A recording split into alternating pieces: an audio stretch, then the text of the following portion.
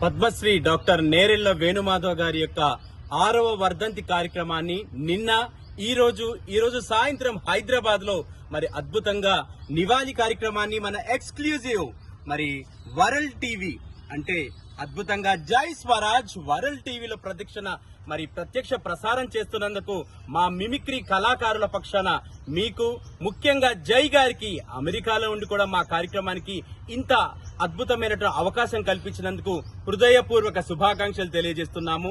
మరి డాక్టర్ పద్మశ్రీ నేరెళ్ల వేణుమాధవ్ గారంటేనే స్వర సామ్రాట్ పద్మశ్రీ, అలాగే ఐక్యరాజ్య సమితిలో మిమిక్రీ ప్రదర్శనిచ్చిన ఏకైక కళాకారుడు.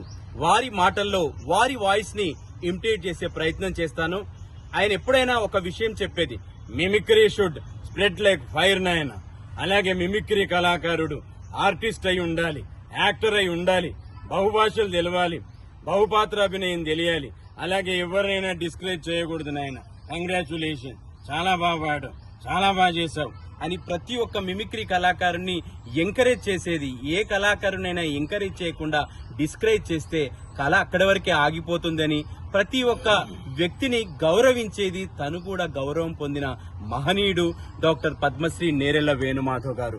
అమర్ రహే డాక్టర్ పద్మశ్రీ నేరెళ్ల వేణుమాధవ్, అమర్ రహే. జై మిమిక్రీ, జై మిమిక్రీ.